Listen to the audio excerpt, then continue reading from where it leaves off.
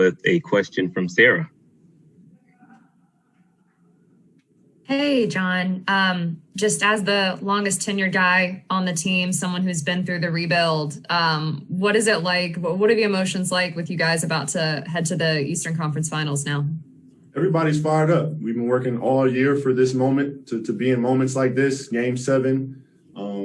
I feel like we all had each other's back, and as I said before, we couldn't want anything else any more than we did tonight, and we pulled through for a victory. How impressed were you with Kevin, and how key was he to getting this win? Yeah, we call him Kayvon in Atlanta. You know what I'm saying? K with an apostrophe V-O-N, Kayvon. Yeah, that's it. But anyway, he was great tonight. Amazing.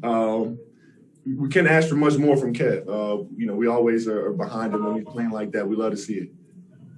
I'll have to talk to him about his nickname. Thanks, John. He knows about it. He knows about it. Chris Kirshner. Is it bright in the room, John? No, man. You know what I'm saying? I'm just, I don't know if you feel me. Oh, yeah, no. You see the shade? You see the shirt, too? I see it. Oh, okay. Yeah. It's not dark, though. I got a lot lighter hair. I did want to ask you about Kevin. So, 3 seasons ago, I remember that first game in New York, and a lot of people thought, he would probably have to get reps in the G League. And now, he's one of the reasons why you won a Game 7. What have you seen with Kevin in terms of his growth over these past couple of years? Firstly, it's that confidence that he's playing with now. I feel like we've all seen the skill set that he possesses and how he plays the game, mentally, cerebrally. But it's really all about confidence for Kev, and I've really seen that grow over the past couple of years, as well as his defensive intensity and just his ability to defend. I feel like he's taking that challenge personally, and we all, definitely appreciate when Kevin's locked in on both ends. He can do stuff like that, like he did tonight. Michael Cunningham. Hey, John, you said that you love to see when Kevin plays like that. What is it about him that makes it so fun to see him play like that? Man, he plays the right way. He has fun, and he stays in his game. You know what I mean? I feel like that's the best part about Kevin is, he gets to his spots. He knows where his spots are, and I feel like he's just confident once he gets there, which, as I said before, just helps him with his game tremendously because we all know what he can do with the basketball. What's he think of his nickname? He likes it. He definitely didn't, push it away or be like, nah, don't. He embraces it. You know what I'm saying? So shouts out to the boy Kayvon again. Let's go to Brandon Harper. What's going on, fellas? Congrats on the win and the advancement to the Eastern Conference Finals. This is for both of you. Let's talk about Coach McMillan. He finishes 5th in the Coach of the Year voting. No disrespect to any other coaches in the league, but everything that he's had to endure, taking up this team in the middle of the season from where you all were into where you all are now, and you're 4 games away from, getting to the NBA Finals. Just talk about, what he's meant, what his voice has meant to you all, what his impact has meant, with everything that you all have had to go through this season. From day one, the day that he took the job, we just felt that it was, he really tried to put a really different vibe in that locker. Every game, really clear about what we need to do. Just his message, his speech before every game is really, you can feel that he's really getting into us. Every shoot around, every practice, I feel like we really know what each other's role. We really know how to be successful. Everybody in the team now know how to help this team at being successful, and he has a huge part in that. Let's go to Christos. Hello, guys. Congratulations about the win. Clint, for you personally, what it means, that win against one of the most dominant centers in the NBA, Joel Embiid? Means everything. Player like him, really talented. We all seen it. I was just trying to make his job harder every game, the best I could. But I knew that he was going to make tough shots, and he's the main guy in that team. So just by being here, make job tough for him. Game 1, Game 2, Game 3, all the way to Game 7. Having my guys like JC, Gallo, having my back all the time, it was huge. We really did it as a team, and I'm just really proud to be part of it. And for you, John, what kind of Hawks identity is that win against the Sixers in Game 7? You talk about our identity, Yes. correct? Yeah, for me, if I was to maybe put a word on it, I'd just say, as we've been working for it together, it's together again. You know, we've been together this entire year. Coach likes to use the motto fist, us being tight fist and not, letting that fist become a palm. We got to stay together, be tough, team first. And I feel like we've done that to get to this point here. Everybody just bought into trying to win. McLean Baxley.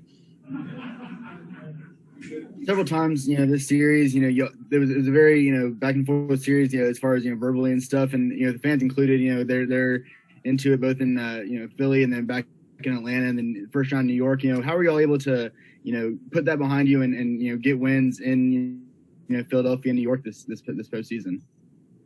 Just by, after every game, the next day we just watch film, trying to get better every game. See what mistakes we made the game before, how can we correct it, go to the gym and just put our work in.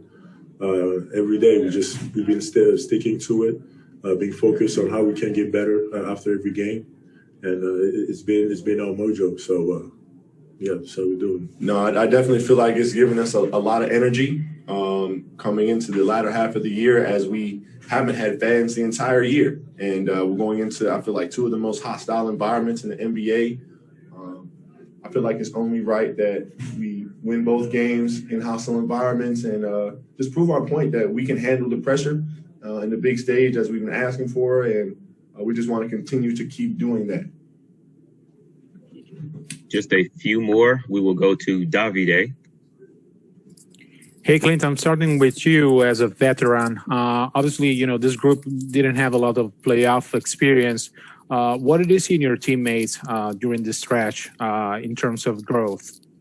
I just see this team that just go out there and fight. They do not worry about who's in front of them. They do not worry where we are. They just go out there and play, and I just love it. And that vibe, it's really it's contagious. When you go on the court and you see your teammates. Everybody, we just go out there and play, having fun. The vibe in the locker room is always fun. We love to hang out with each other. Every single day I step into that locker room for practice. We always got guys like that just, give you that energy every single day. And for me, like, when I see that, it really it makes me want to, give it all out there for them on the court, do whatever it takes to win. And I remember talking with JC past preseason that we really could make something special with this team, and this is what we're doing now. So it's even more amazing that the other day we were talking about it, and then now we're here. So I love it, man. You're able to manifest it, man, and that's the beautiful part about it, is that that energy is contagious, and we just try to keep it going. Thank you, guys. Last two, we will go to Leonardo and then close it out with Sarah. Hi guys, it's Leonardo Torres from Peru. Congrats on the win. I start with Clint.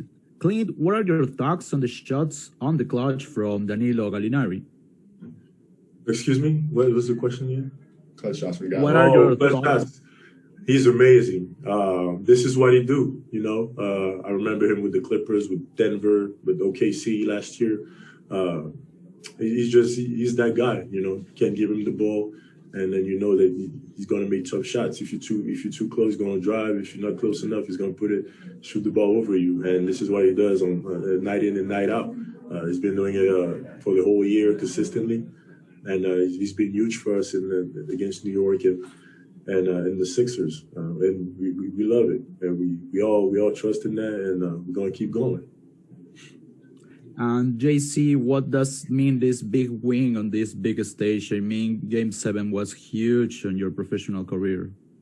Yeah, I'm glad we obviously got the win. I'm glad I got to experience something like this, as it's legendary moments for myself personally, and I feel like just being in a Game 7 signifies something, and it means something to me. So I'm just, like I said, happy to be here with brothers that I love, and happy for us to get the win and move on next round. So no complaints. I'm all for the environment and atmosphere. Final question will go to Sarah. Hey, Clint, this one's for you.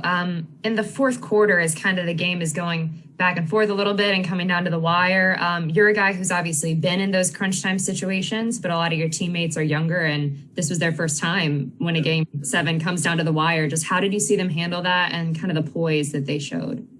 Really, really well. I was just trying to make sure that we were really focused on the details, because, in those fourth quarters, especially in game 7, we got to pay attention to the details, to what we want to do on defense, how we want to take the ball out, little stuff like that. You don't want to get too excited also to not lose your focus. And we did it perfectly. We really did a great job until the end of the game.